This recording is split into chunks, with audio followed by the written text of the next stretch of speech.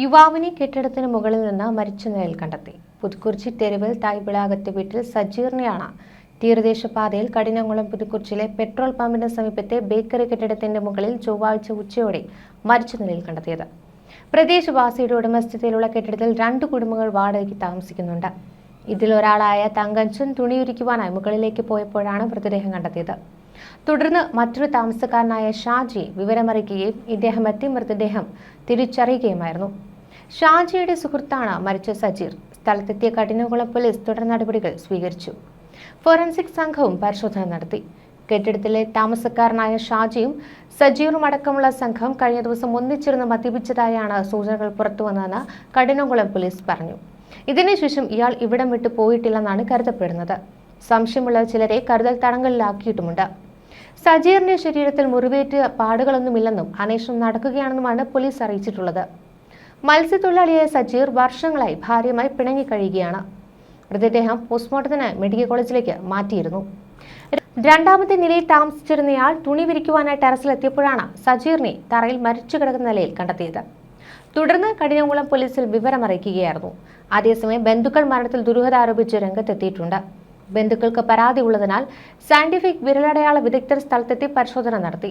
Police തുടർ നടപടികൾ സ്വീകരിച്ചു. സമാനമായ മറ്റൊരു സംഭവം റിപ്പോർട്ട് ചെയ്യപ്പെട്ടിട്ടുണ്ട്. മദ്യപിക്കുന്നതിനിടെയുണ്ടായ തർക്കത്തിൽ സുഹൃത്തിനെ കൊലപ്പെടുത്തുകയും മറ്റു 3 പേരെ ഗുരുതരമായി കുത്തിപ്പരിക്കേൽപ്പിക്കുകയും ചെയ്ത കേസിൽ പ്രതിക്ക് ജീവപര്യന്തം തടവ് ശിക്ഷ വിധിച്ചു.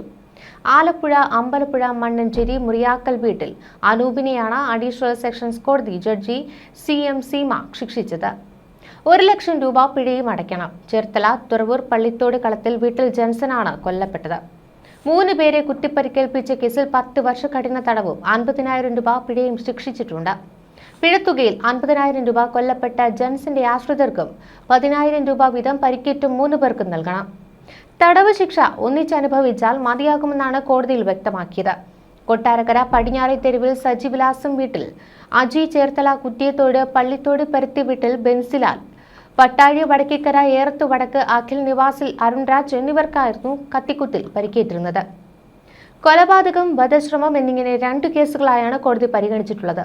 2016 ഓഗസ്റ്റ് 20-നായിരുന്നു കേസിന് ആസ്പദമായ സംഭവം. പട്ടാഴി ടൈൽസ് വർക്ക്സ് കരാറുകാരനായ ശിവൻകുട്ടി വാടകയ്ക്ക് എടുത്തു നൽകിയ വീട്ടിലായിരുന്നു പ്രതി ഉൾപ്പെടെ 5 പേരും താമസിച്ചിരുന്നത്. രാത്രി 10 മണിയോടെ 5 പേരും ഒരുമിച്ച് മദ്യപിക്കുകയും കാരംസ് കളിക്കുകയും ചെയ്യുന്നതിനിടെ അനൂപിന് ഒരു ഫോൺ കോൾ വന്നു. എല്ലാവരും വീടിന് പുറത്തു പോകുവാൻ അനൂപ് ആവശ്യപ്പെട്ടുവെങ്കിലും മറ്റുള്ളവർ നിരസിച്ചു. ഇതേ തുടർന്ന് ബാഗിൽ നിന്ന് കത്തിയെടുത്ത് ജെൻസന്റെ നെഞ്ചിൽ കുത്തിയെന്നാണ് കേസ്. തടയുവാൻ ശ്രമിച്ച മറ്റുള്ളവരെയും കുത്തിപ്പരിക്കേൽപ്പിച്ചു. തിരുവനന്തപുരം മെഡിക്കൽ കോളേജ് ആശുപത്രിയിൽ പ്രവേശിപ്പിച്ച ജെൻസൺ 24-ന് മരിച്ചു.